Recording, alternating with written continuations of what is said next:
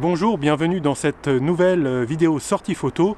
Je profite en fait d'amener ma voiture au garage là pour un petit souci, enfin j'espère que ce sera un petit souci, pour simplement faire une sortie photo. Donc c'est vrai qu'il y a 1 heure à tuer, alors c'est un coin qui est pas très marrant, hein. J'ai laissé ma voiture là où il y a beaucoup de concessionnaires, vous savez, dans ces zones d'activité, zones industrielles. Je vous mettrai peut-être des plans de coupe, enfin voilà. Du coup, que faire? Bon, en s'éloignant un peu, on trouve en général des coins un peu plus...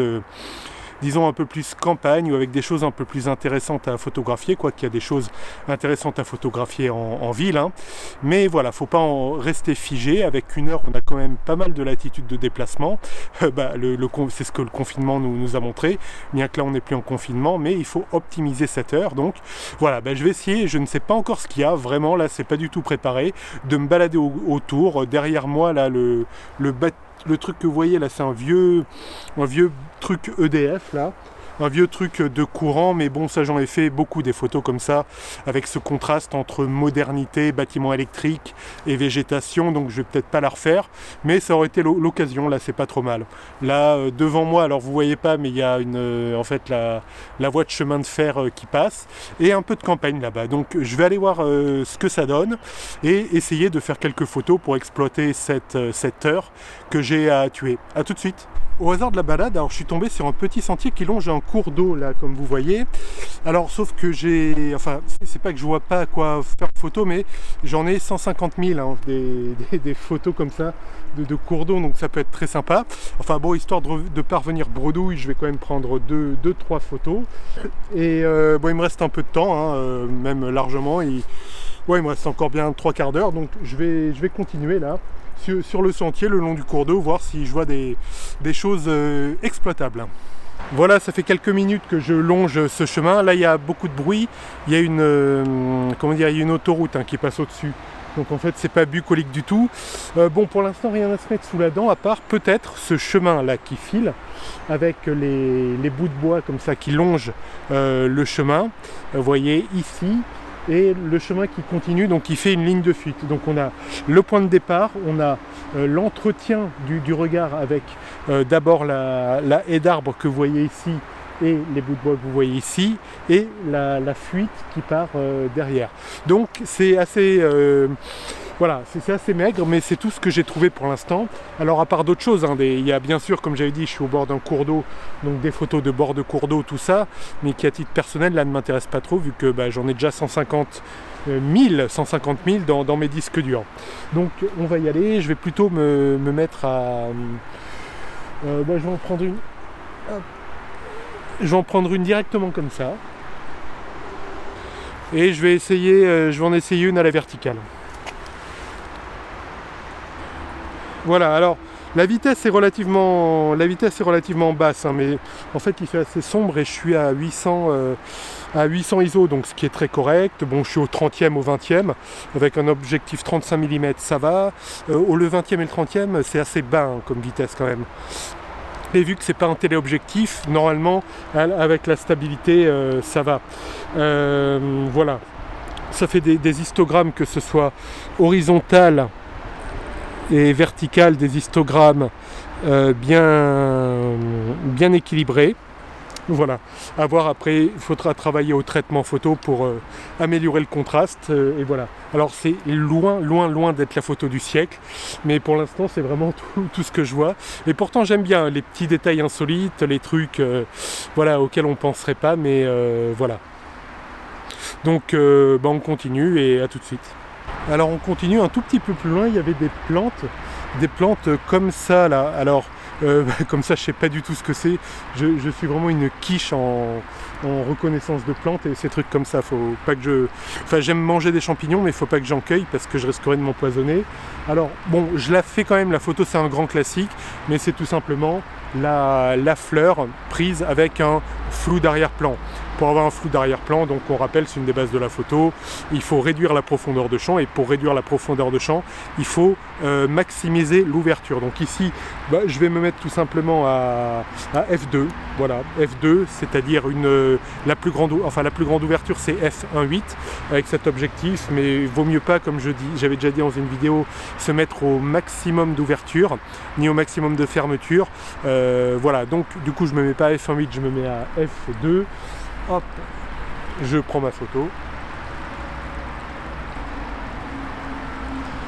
Voilà, donc là j'en ai pris une, c'est vraiment, bon, j'étais obligé de me lever, voilà, parce que si, bon, si je faisais 2 mètres, j'aurais pas eu ce problème. Là, il y en a d'autres avec un autre arrière-plan. Là, vu que j'ai été obligé de me lever comme ça, en fait, j'ai un arrière-plan très clair, comme enfin c'est des branches, mais c'est aussi beaucoup de ciel. Là, il y a d'autres fleurs ou feuilles, je sais pas ce que c'est ici. Je vais essayer voir ce que ça donne. Et sans me casser la gueule parce que en fait c'est assez pentu et je veux pas me retrouver le bec dans l'eau. Je rappelle que je dois retrouver ma voiture tout à l'heure, enfin j'espère, s'il n'y a rien de grave.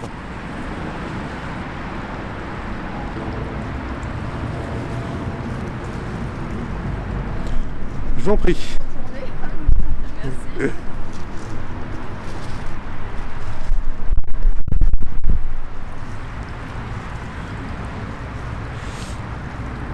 Voilà donc les photos. Bon bah c'est des photos de fleurs avec un bouquet, donc il y en a une comme je disais avec le ciel, et vu que le ciel est très clair, qui nous fait presque un contre-jour comme ça. Vous voyez il y a beaucoup de teintes sombres, et il y a aussi les teintes claires, donc ça ce sera plutôt je pense un traitement noir et blanc, et celle avec le fond, donc qui est le fond qui est plus le fond de la vallée, si on peut appeler ça une vallée. C'est plutôt un cours d'eau qui... là, je suis en train de me rendre compte, en fait, petit à petit, qui même, vu l'odeur, est peut-être un truc d'eau usagée ou je sais pas quoi. Au-dessus d'une autoroute. En fait, je suis près d'une planque de serial killer.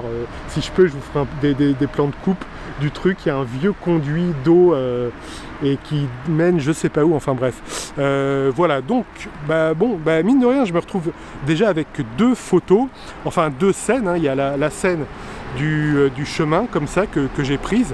On verra ce que ça donne. Donc j'ai fait horizontale et verticale, mais pour moi c'est une seule scène.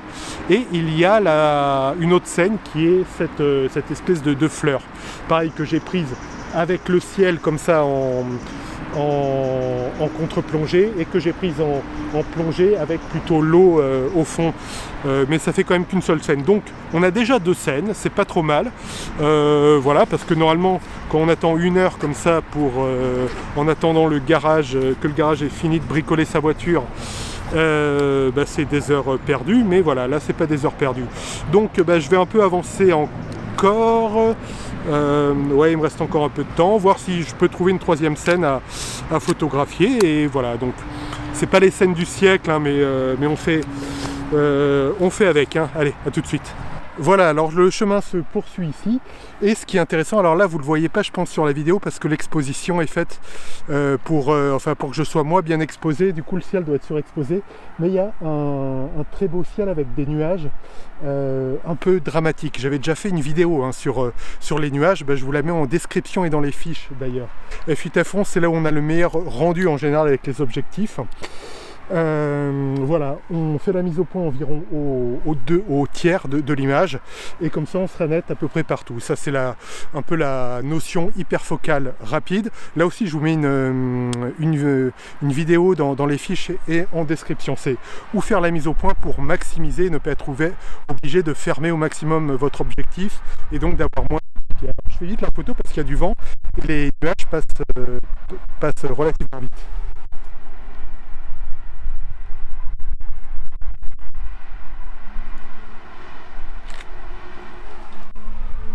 Voilà, et je vais aussi en essayer une en verticale, tout simplement.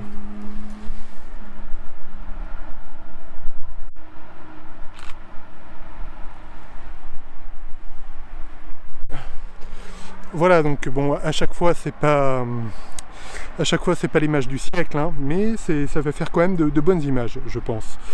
Tac tac, donc là on voit bien les nuages. C'est qu'un écran, hein, vous verrez mieux évidemment sur les photos que je vais partager, mais voilà, on voit que l'histogramme est relativement bien, avec évidemment beaucoup de tons clairs. Les tons clairs, c'est ce qu'on voit ici, vous voyez, il y en a beaucoup. Mais alors c'est un peu cramé, oui, il y a des tons qui sont un peu cramés. Mais voilà, d'un autre côté, il fallait aussi que j'expose suffisamment pour avoir le chemin et le voir correctement. On a ce qu'on appelle une grande plage dynamique, c'est-à-dire un grand écart entre la zone sombre, qui est ce chemin là, vous voyez, la verdure et le chemin, et la zone claire qui est le ciel. Quand on a une grande différence entre le sombre et le clair, on dit qu'on a une grande zone dynamique. C'est ce en quoi, alors moi j'ai un capteur qui est relativement grand, c'est un APS-C, mais il y a des capteurs encore plus grands qui sont les capteurs full frame, plein format, qui aident encore mieux à gérer ces zones en fait, ces zones de large plage dynamique. Mais là, on s'en est pas trop mal tiré au traitement, et de toute façon c'est des choses assez agréables, hein. On est sur traitement noir et blanc, c'est pas pour rien, on a un peu plus de latitude pour éventuellement brûler un peu les blancs, alors que quand on travaille en couleur, c'est assez, voilà, ça se fait pas trop de brûler les blancs. Voilà, là il est temps que je fasse demi-tour pour tout simplement aller voir si ma voiture est prête. Voilà, merci d'avoir suivi cette sortie photo. N'hésitez pas à vous abonner, donc il y a parfois des sorties photos qui sortent un peu n'importe comment, comme ça il y a une vidéo qui sort le vendredi, ça toujours. Mais pour rien rater, voilà, n'hésitez pas à vous abonner. En plus, ça aide à soutenir la chaîne. Merci beaucoup d'avoir regardé, je vous dis à très bientôt. Faites de belles photos. Ciao.